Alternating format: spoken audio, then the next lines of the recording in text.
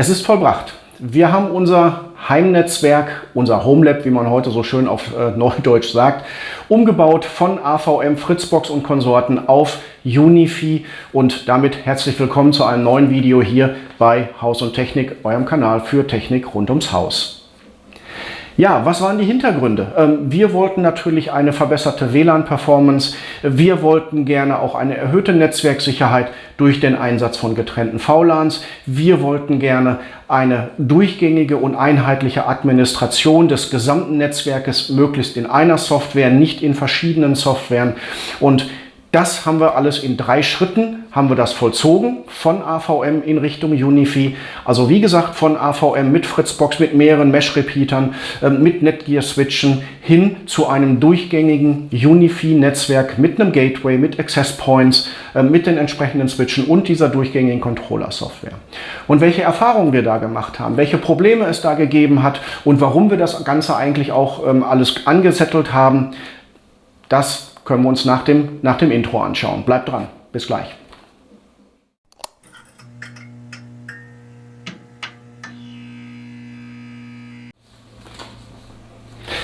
Ja, willkommen zurück zum Video. Schön, dass ihr wieder dabei seid.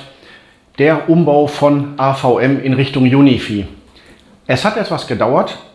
Alles summa summarum, circa 3 Jahre haben wir gebraucht, vom ersten Spatenstich in Anführungszeichen, bis wir nachher wirklich eine funktionierende Konfiguration, wie wir sie heute hier sehen, wirklich erstellt haben. Und es war nicht immer einfach. Ich war manches Mal davor, die Brocken hinzuwerfen und zu sagen, das macht alles keinen Sinn. Aber wie gesagt, wir sind dran geblieben. Es war auch nicht ganz günstig, das muss man auch ganz eindeutig so sehen, aber der Reihe nach. Also als wir hier vor circa mehr als 10 Jahren das Haus hier gebaut haben, da haben wir damals nach Stand der Technik natürlich zugesehen, dass wir in alle wichtigen Räume hier entsprechend LAN-Dosen einbauen mit zweifacher Anbindung, und die haben wir hier zentral in den Hauswirtschaftsraum geführt, um hier, wie gesagt, eine zentrale Stelle zu haben, in der alles entsprechend aufläuft. Ich habe euch da mal ein Bildchen eingeblendet, wie das früher hier so aussah. Also wir haben einen Internet-Service-Provider gehabt. Damals war es noch ein DSL-Anschluss. Heute reden wir über einen Glasfaseranschluss. Das ist aber eigentlich das Jacke wie Hose für das, was wir hier hinter uns sehen. Weil letztendlich gehe ich mit Kupfer hier auch an den ONT, heißt an den Optical Network Termination Point, dem mir die Glasfaser zur Verfügung steht. Und alles andere machen wir dann hier hinter, also entsprechend konventionell. So, aber wie gesagt, das, was ihr da sehen könnt, ist, dass wir also mit einer Fritzbox als Router gearbeitet haben, und dieser Router hat natürlich einmal WLAN gehabt, der hat die LAN-Verteilung gemacht, und wir haben auch entsprechend die IP-Telefonie darüber laufen lassen. Und hinter dem Router kann man sehen, haben wir hier einen zentralen Switch angeordnet gehabt. Der war damals auch schon relativ großzügig ausgelegt mit rund 24 Ports, also nicht mit rund, sondern wirklich mit 24 Ports. Und von da aus haben wir eigentlich alles im Haus verteilt, und im Haus selber haben wir an bestimmten Stellen, wie man es auf dem Bildchen auch sieht, zum Beispiel im Büro noch einen separaten Switch gehabt, weil wir dort einfach mit den 2 Anschlüssen aus der Wanddose nicht auskamen. So, das ist natürlich jetzt alles das in den letzten Jahren dann etwas gewachsen. Es kamen viele Sachen hinzu. Das Thema Smart Home kann man da auch sehen.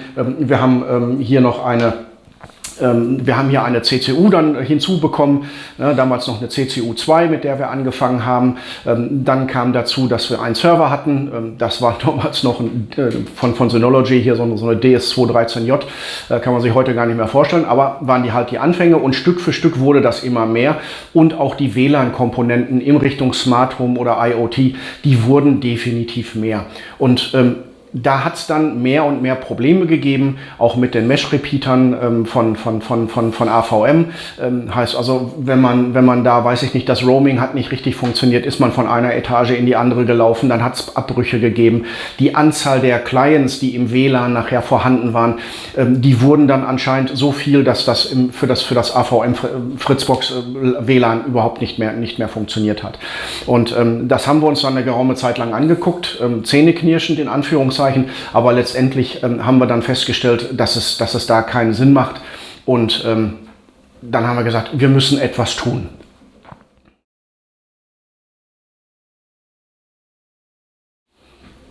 Ja, und damit sind wir dann auch schon beim Schritt 1, den wir eingeleitet haben. Und da blende ich euch auch noch mal ein Bildchen ein. Da sieht man jetzt das Netzwerk, wie es dann doch jetzt vor geraumer Zeit, also vor circa 3 Jahren, sich so langsam darstellte. Man sieht also, dass wir einiges an IoT-Komponenten hinzugewonnen haben. Viele Shellys sind dazugekommen und so weiter und so fort. Und was ihr in den roten Wolken da seht, ist, dass wir eben sukzessive umgestellt haben auf Access Points von UniFi. Das heißt, wir haben die Mesh-Repeater von AVM rausgeschmissen. Das war ja maßgeblich der 1200er und auch der 1750E, die wir hier im Haus verteilt hatten. Und das haben wir, wie gesagt, erstmal abgekündigt und sind dann entsprechend auf die APs von UniFi gegangen. Und da haben wir in der aktuellen Konfiguration, blende ich euch auch noch mal kurz ein, haben wir oben im Dachgeschoss einen U6LR.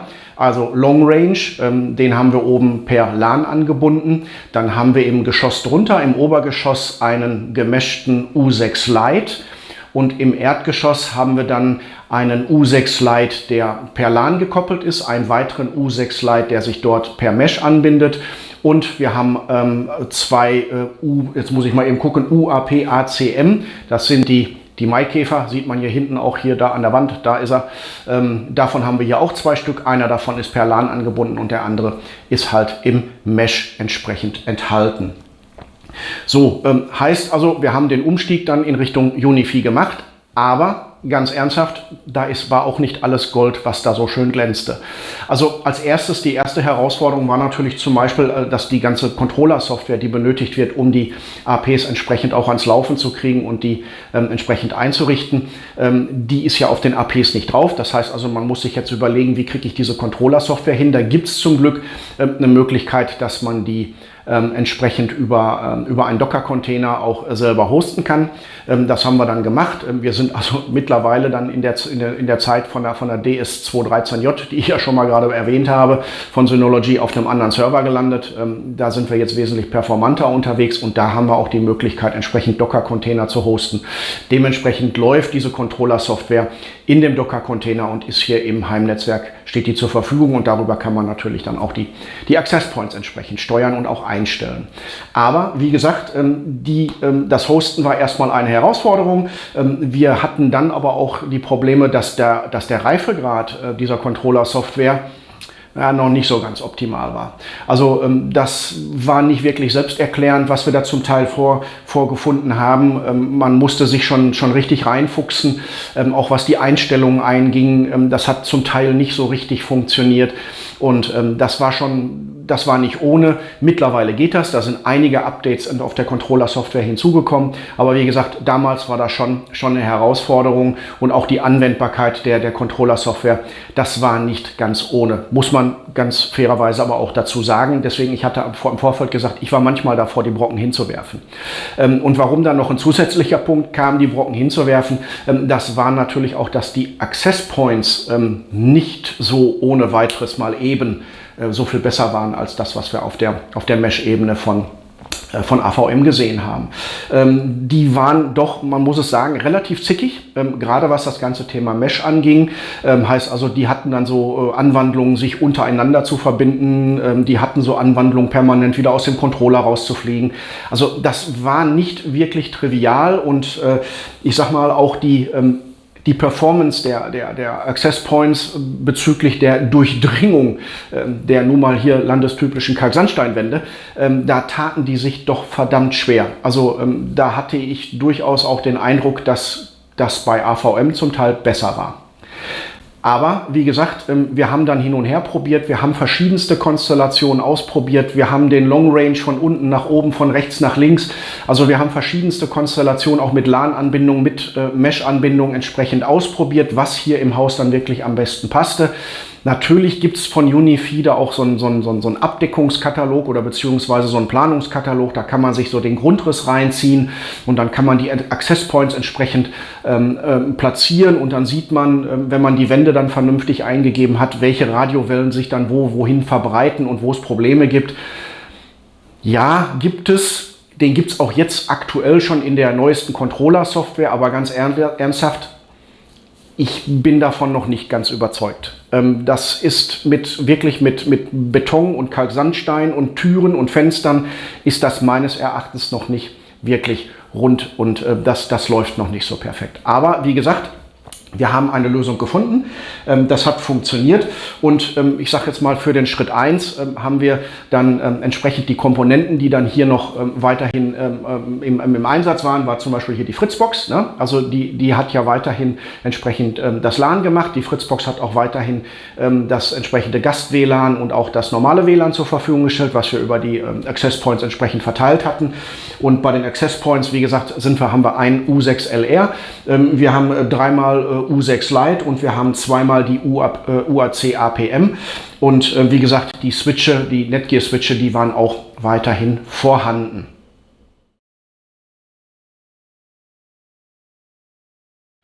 Ja, damit sind wir beim Schritt 2 angelangt und da ist natürlich der Punkt, dass wir das alles, was sich hier im WLAN tummelt, ja mit der Fritzbox immer nur in einem WLAN haben. Die Fritzbox ist leider Gottes nur in der Lage, 2 entsprechende LANs oder WLANs aufzuziehen. Also die SSIDs, die kann man über die Access Points am Ende des Tages erweitern. Das haben wir auch getan. Wir haben, weiß ich nicht, für Smart Home und für IoT haben wir SSIDs vergeben, auch mit separaten Zugangsdaten. Aber am Ende des Tages ist das alles ein IP-Bereich. Da kann jeder mit jedem sprechen und das war natürlich dann bei der Anzahl von IoT oder auch bei Smart Home Geräten, wo man nie so wirklich genau weiß, mit welchen Anwandlungen die wohin funken, haben wir uns überlegt, das ist vielleicht nicht so das Optimale. So, und wenn wir uns da jetzt nochmal auf das Heimnetzwerk angucken, dann sehen wir schon die aktuelle Konfiguration, die ist schon gut, da kann man schon viel mitmachen. Aber wie gesagt, es ist alles immer noch in einem Topf. So, und da war natürlich jetzt die Situation, dass wir gesagt haben, also sinnvollerweise müsste man ja eigentlich so Smart Home IoT-Geräte in ein separates WLAN entsprechend integrieren, damit die zwar untereinander, aber nicht in andere Bereiche, wo wir vielleicht private Daten oder ähnliches haben, zugreifen können. Und ähnliches gilt natürlich auch, wir haben hier noch einen Junior wohnen, der auch mit seinem Smartphone und mit seinem Computer ganz eigenartige Ideen hat, was er da alles so tun mag und wo er da hin will. Und auch da war vielleicht die Idee, das einfach vom Rest des LANs oder auch des WLANs einfach ein bisschen abzutrennen, um da für etwas mehr Sicherheit auch zu sorgen. So, und wie gesagt, die Anzahl der Komponenten im IoT und im Smart Home Bereich hat sich doch massiv erhöht und da mussten wir dann etwas tun. Und das Ganze haben wir dann gesagt, das geht eigentlich nur, wenn wir einen VLAN-fähigen Router entsprechend einsetzen, ein VLAN-fähiges Gateway. Und das, wie gesagt, kann die Fritzbox nicht. Und da war jetzt UniFi mit dem UXG Lite, da war das die richtige Komponente. Das war nicht ganz so teuer, das Gateway. Und dieses Gateway hat den Controller nicht mit integriert. Das heißt also, den haben wir weiterhin hier gehostet. Und damit reicht auch die Performance von dem UXG Lite, reicht für uns hier und für unsere Anwendung erstmal völlig aus. So, also was haben wir gemacht? Wir haben das UXG Lite dann entsprechend ins Netzwerk eingebunden und zwar im ersten Schritt hinter der Fritzbox. Ja, wir wollten erstmal das ganze LAN ja nicht alles kaputt machen. Sehen wir hier auf dem Bildchen, was ich euch eingeblendet habe. Also das Gateway schön hinter die Fritzbox, eigene IP-Adresse und dann die ganzen VLANs und alles, was dahinter gemacht werden musste, die ganzen Netzwerke konfiguriert. Alle Komponenten dann entsprechend in die neuen VLANs gezogen. Und da musste man jetzt auch noch ein bisschen gucken. Das ist natürlich nicht immer ganz so einfach. Teilweise vergeben sich, oder nicht teilweise, sondern in den neuen VLANs gibt es natürlich neue IP-Adressen, die ganze Zuweisung. Das ist halt ein bisschen Fleißarbeit. Aber alles das haben wir gemacht. Und dann kam halt der nächste Schritt, dass wir gesagt haben, und jetzt tauschen wir Fritzbox und das UXG Lite, das neue Gateway. Und da sind wir auf einen Trick reingefallen. Das funktioniert am Deutsche Glasfaseranschluss erstmal so ohne weiteres nicht. So, ne? Das heißt also, ich habe hier schön gestanden, ne? Eben mal umgestöpselt und dann habe ich mich gewundert, es kommt keine IP-Adresse. So, und dann habe ich erstmal wieder zurückgebaut, weil man braucht ja Internet. Und dann haben wir erstmal versucht herauszufinden, warum denn jetzt eigentlich dieses Problem auftritt. Und am Ende des Tages hat sich herausgestellt, Deutsche Glasfaser macht eine MAC-Abfrage, also die MAC-Adresse wird abgefragt und eine Änderung der MAC-Adresse bei denen am ONT lassen die nur zu, wenn die alte MAC-Adresse eine Stunde nicht mehr da ist und dann darf erst die neue MAC-Adresse dran. Das heißt also, man hat da so eine Gedenkstunde, die man erstmal kein Gerät direkt am ONT haben darf und erst dann funktioniert das. Haben wir im zweiten Ansatz dann auch hingekriegt, war also auch kein Thema. Also haben wir das entsprechend umgesetzt, passte dann auch, IP-Adressen waren alle da. Und hier ist jetzt natürlich auch noch ein bisschen Fleißarbeit für alle die dann unter Umständen auch, sag ich mal, beim Glasfaseranschluss sind. Die wissen das, der Glasfaseranschluss bringt keine eigene IPv4-Adresse mehr mit sich. Ne? Das heißt also, da hat man eine Gesamt-IPv4-Adresse für weiß ich nicht für wen alles. Und wenn man selber Gerätschaften oder Komponenten im Internet dann hosten möchte, dann geht das nur über IPv6. So, mit dem Umtauschen der Fritzbox nach hinten und dem Gateway nach vorne hat natürlich Deutsche Glasfaser einmal einen kompletten Satz neue IPv6-Adressen vergeben. Heißt also, auch hier musste natürlich alles entsprechend angepasst werden, dass das wieder entsprechend funktioniert. So, der letzte Schritt, der dann eigentlich noch dazu kam, war eigentlich, dass die Fritzbox entsprechend dann als entsprechend Telefonie-Client konfiguriert werden musste und die hängt jetzt, wie gesagt, hinter dem Gateway und macht jetzt die IP-Telefonie. So, und das Ganze zeige ich euch jetzt hier nochmal auf dem Bildchen. Ne? Da sieht man, was wir hier gemacht haben. Mit der entsprechenden Wolke drumherum sehen wir vorne das Gateway. Und wir sehen hinten am Switch, am 24-Port-Switch, sehen wir also quasi, dass die Fritzbox da dran hängt mit den entsprechenden Voice-over-IP-Telefonen. So, ja, welche Komponenten haben wir dann jetzt im Einsatz, beziehungsweise was ist jetzt im Schritt 2 verändert worden, was ist rausgeflogen oder beziehungsweise was ist neu dazugekommen? Da haben wir weiterhin natürlich die Fritzbox, die 7490, wie gerade schon erwähnt, als Telefonie-Client, Voice-over-IP. Die ist jetzt weiterhin dabei. Hinzugekommen ist das UXG Lite Gateway, was wir jetzt dann direkt an den Glasfaseranschluss angeschlossen haben und was jetzt quasi als unser Router fungiert. Und wir haben weiterhin natürlich die Access Points, die wir gerade noch hatten, den Long Range, den U6 Long Range, wir haben die U6 Lite und wir haben die UAP ACM. Weiterhin sind natürlich die Netgear Switche im Einsatz, da hat sich nichts verändert.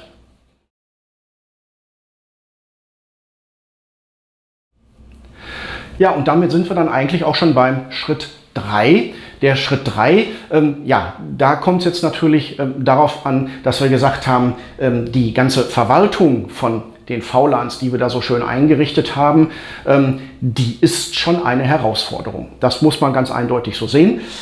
Also die Portzuweisung, die da ja zu gemacht werden muss, damit auch ein vernünftig die VLAN-Signale getaggt, ungetaggt und so weiter, damit die an den richtigen Ports anliegen und damit die richtigen Clients auch die richtigen Adressen kriegen und auch die richtige Kommunikation starten können.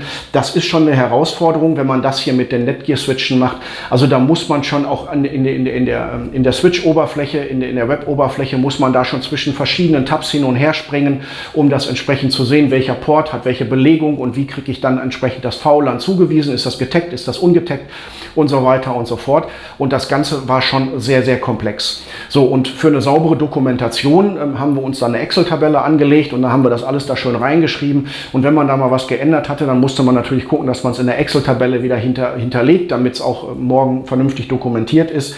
Und das war schon alles eine ziemliche Nummer und da sind wir irgendwann zu dem Schluss gekommen und gesagt, das ist mit einem vertretbaren Aufwand alles gar nicht handhabbar und ist auch wirklich viel zu kompliziert. Also haben wir gesagt, wir müssten eigentlich hergehen und müssen die Switche, die wir jetzt noch von Netgear haben, müssen wir entsprechend austauschen und sind dann dazu übergegangen, entsprechende UniFi-Switche einzusetzen.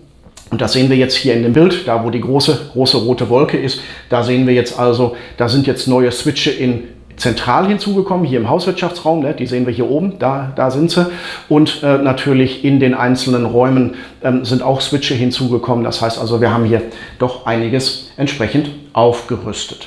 So, und grundsätzlich ist bei den Switchen zu sagen, der Austausch von Netgear zu UniFi 1:1 ist generell eigentlich erstmal unproblematisch.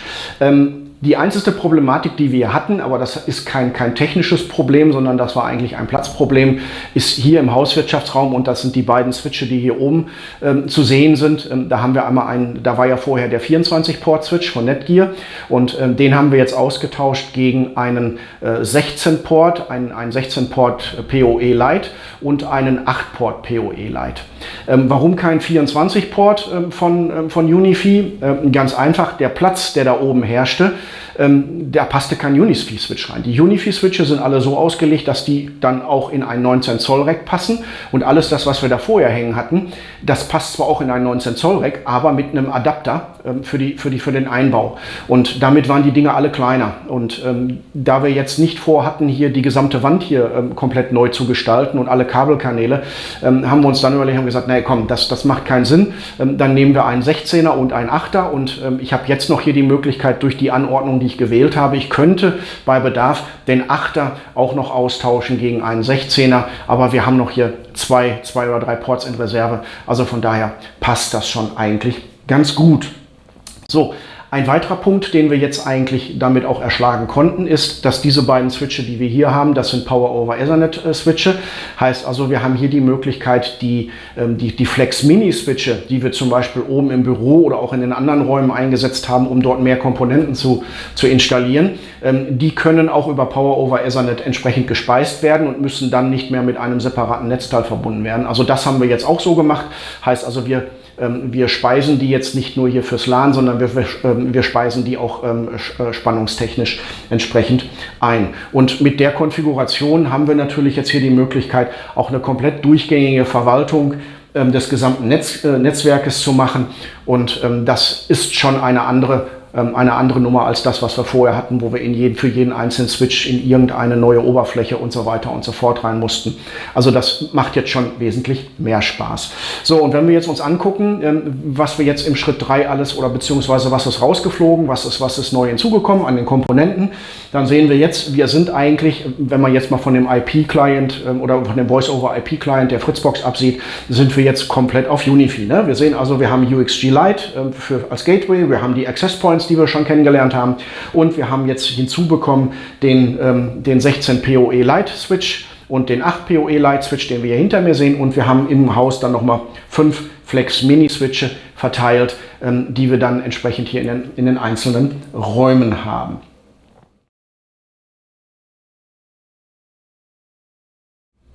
Ja, kommen wir zum Fazit und nicht nur zum Fazit, sondern auch Vor- und Nachteile des Systems, was haben wir da so kennengelernt, wie sind unsere Erfahrungen und natürlich auch, wird euch sicherlich interessieren, was kostet so etwas. Ne? So, und da fangen wir einfach mal an, Nachteile. Da gibt es nicht ganz so viel, aber es gibt schon noch ein paar Sachen, wo ich sage, ist nicht ganz so schön. Ne? Und zum einen gehört da zum Beispiel hinzu, dass es für den WireGuard VPN-Client und ich glaube auch für die anderen VPN-Clients oder auch für die anderen VPN-Netzwerke keine IPv6-Unterstützung gibt. Heißt also, mit einem Glasfaseranschluss habe ich keine Möglichkeit, über das UniFi Gateway und den Controller ein entsprechendes WireGuard VPN-Netzwerk aufzuspannen. Dafür mussten wir einen weiteren Server entsprechend installieren. Den sieht man hier hinter mir. Da ist der da oben, da wo der Daumen jetzt hingeht oder wo der Finger hingeht, da hängt ein Raspi an der Wand. Auf dem läuft jetzt quasi unser WireGuard VPN-Server. Ist auch kein Problem, aber entsprechend die Oberfläche oder das Gateway kann VPN-Netzwerke aufziehen, aber wie gesagt, leider keine Unterstützung für IPv6, sondern nur IPv4. Ist für mich ein Nachteil, aber ich hoffe darauf, dass UniFi da vielleicht nochmal mit einem Firmware-Update was nachbessert und wir dann hier auf den Raspi entsprechend auch verzichten können, weil alles aus einer Hand wäre natürlich schon toll. Weiterhin, was mir noch momentan oder generell auch so ein paar Schwierigkeiten bereitet und ich wirklich nicht toll finde, ist, wenn man ein Controller-Update zum Beispiel macht, heißt also die Software wird abgedatet und das passiert schon mal häufiger, also da arbeitet UniFi da doch kontinuierlich dran, dass es dann dazu kommt, dass man Komponenten aus dem Controller verliert. Heißt also, entweder ist ein Switch nicht mehr da oder es ist ein Access Point nicht mehr da. Der muss dann unter Umständen neu gestartet werden. Dann findet er sich wieder. Aber wir haben auch festgestellt, dass es in manchen Situationen nicht mit einem Neustart getan ist, sondern der erwartet wirklich ein Werksreset und dann muss der neu angelernt werden. So, und dann komme ich zum dritten Punkt, nämlich die ungünstige Anordnung von Reset-Knöpfen. Wer diese Tellamin, den U6 Lite oder wie sie alle heißen oder auch der U6 LR, kennt, der weiß, dass die den Reset-Switch oben, also quasi auf der Unterseite haben, die dann auf den Wandhalter montiert wird. Das heißt also, wenn man da was machen muss, dann muss man die erst von der Wand holen oder von der Decke holen und muss dann entsprechend den Switch zurücksetzen, damit der sich wieder entsprechend einordnet. Grundsätzlich ist die Anordnung der Reset-Knöpfe, finde ich die okay, aber in dem Zusammenhang, dass ich diese in Anführungszeichen relativ häufig erreichen muss, ist die Anordnung ungünstig, empfinde ich zumindest. Ne? So. Aber wie gesagt, das waren auch so die gröbsten Nachteile, die ich da so eigentlich momentan feststellen kann. Wir werden sicherlich hier noch weiter an der ganzen Sache arbeiten. Da gibt es noch das ein oder andere Thema, was wir sicherlich noch optimieren können, was wir vielleicht auch noch verbessern können. Aber grundsätzlich war das erstmal so das Thema Nachteile. Ja, und damit kommen wir dann auch schon zu den Kosten. Wird euch sicherlich interessieren. Also ich habe euch hier mal ein Blättchen eingeblendet, was bei uns an Kosten aufgelaufen ist für unsere Installation hier. Und vorab vielleicht noch einmal ganz kurz, bei den Gesamtkosten unten findet ihr ein Sternchen dran. Das heißt also, hier sind zum Beispiel in den Kosten, in den Circa-Kosten, die wir da eingerechnet haben, sind zum Beispiel auch PoE-Injektoren mit drin, wie sie teilweise für die Access Points benötigt werden. Also die Access Points grundsätzlich werden immer über Power over Ethernet gespeist. Der Punkt ist halt einfach, bei manchen Access Points sind Power over Ethernet Injektoren dabei, bei manchen nicht. Aber wenn man die Access Points entsprechend mesht und ich mesh die ja dann, wenn ich kein Ethernet oder keinen LAN-Anschluss habe, dann kann ich mir an einer Hand auszählen, an der Stelle brauche ich definitiv einen PoE-Injektor. Also dafür musste man die zum Teil selber erwerben. Manche Produkte bringen einen Injektor mit, manche eben nicht. Aber die Kosten für diese separaten Injektoren, die haben wir hier mit drin. Weiterhin mit drin sind Wandhalterungen, die wir zum Beispiel erworben haben als 3D-Druck, weil es die nicht anders gibt. Zum Beispiel für das Gateway. Das gibt es nicht anders, das ist ein Tischgerät und da haben wir uns entsprechend über eBay, hat da jemand aus dem 3D-Druck entsprechend Wandhalterungen angeboten. Das ist da mit drin und natürlich auch die Wandhalterung für die USB Flex Mini Switche. Die kommen nämlich auch ohne. Ne? Die anderen hier beiden, die haben eine Wandhalterung dabei, die anderen kleineren, die kommen halt ohne. Diese Kosten sind da mit drin. So, dann gucken wir einfach mal, was kommt dabei raus. Also am Ende des Tages kostet das Gateway dann also ca. 150 € inklusive Wandhalterung. Wir haben die 6 Access Points, die wir hier verbaut haben. Die sind ca. mit 800 € dabei. Und wir haben die 7 Switche inklusive auch der Wandhalterung für die Flex Mini. Und da liegen wir bei ca. 550 €, die wir da investiert haben. Also summa summarum liegen wir bei ca. 1500 € für das Equipment, was wir hier von Unifi entsprechend verbaut haben. Gut, jetzt muss man natürlich dazu sagen, wir haben hier kein kleines Heimnetzwerk, ne? Und dabei bin ich jetzt mal so ein bisschen bei den Vorteilen. Wir haben also jetzt hier mit dem Umbau doch ein performantes und stabiles LAN und auch WLAN entsprechend aufgesetzt, wo wir ca. 50 Wired Clients mit bedienen und knappe 30 Wi-Fi-Clients mit bedienen. Das heißt also, das ist schon nichts Kleines. Ne? Also das ist schon eine Nummer. Und ich sag mal, der weitere Vorteil, den wir hier einfach sehen, ich hatte es im Video im Vorfeld schon mal mehrfach erwähnt, die einfache und wirklich durchgängige Administration und Verwaltung des gesamten Netzwerkes. Ne? Also allein die Netzwerküberwachung, was Traffic angeht, was die Traffic Rules angeht, heißt also, ich kann für jedes einzelne Gerät, für jedes einzelne Netzwerk sagen, wer darf mit wem sprechen, wann, wie, wohin. Ich kann Applikationen entsprechend kontrollieren und so weiter und so fort. Also das ist schon richtig komfortabel. Das ist Profi. Ne? Also das ist jetzt nichts mehr mit Heimanwender, so irgendwie aus der Fritzbox, sondern da geht es echt um Profi-Equipment. Das ist schon richtig gut, was man damit machen kann. Ich meine, das brauche ich hier alles im Zweifelsfall nicht, aber die Features sind schon nett, definitiv. Ne? So, und was dann als i-Tüpfelchen vielleicht noch hin drauf kommt, ist die Netzwerktopologie. Blende ich euch auch noch kurz ein Ausschnittsbild ein, das also Unifi da also zeigt, wer ist eigentlich wie, wo verbunden, und man kann sich die gesamten Datenflüsse da entsprechend angucken. Finde ich eigentlich auch ganz pfiffig. Ne? So, ja, da sind wir dann auch mit den Vorteilen durch. So, und wenn wir dann auf das Fazit gucken, also mein Fazit oder unser Fazit ist, ja, würden wir wieder machen. Definitiv. Ja, es ist nicht günstig, wie am Anfang schon gesagt, ne? Also ist kein Cheap Charlie, und es hat sicherlich auch eine Zeit gedauert, und ich habe auch zwischendurch, wie ich schon gesagt habe, war ich kurz davor, die Brocken hinzuwerfen, aber am Ende des Tages muss ich sagen, jetzt, wo es läuft, wo es stabil läuft, doch, kann ich weiterempfehlen. Ja? So, das ist das Fazit, und ja, damit bin ich am Ende vom Video. Und ich hoffe, es hat euch gefallen. Ich hoffe, ich konnte euch irgendwie ein klein wenig vielleicht bei eurer Entscheidung helfen. Vielleicht steht ihr selber davor und überlegt, will ich das nicht? Vielleicht hilft euch der Erfahrungsbericht da ein klein wenig weiter. Ich würde mich auf jeden Fall riesig über einen Daumen hoch freuen und natürlich freue ich mich auch, wenn ihr den Kanal abonniert und wenn ihr dazu noch die Glocke drückt, dann werdet ihr immer informiert, wenn ich hier etwas Neues mache. Ansonsten für Anregungen, Fragen, Kommentare bitte unten in die Felder schreiben. Ich lese alles, ich versuche alles zeitnah zu beantworten und ja, dann bleibt mir nicht mehr viel über, als zu sagen, vielen lieben Dank fürs Zuschauen. Ich wünsche euch Gesundheit und bis zum nächsten Mal hier bei Haus und Technik.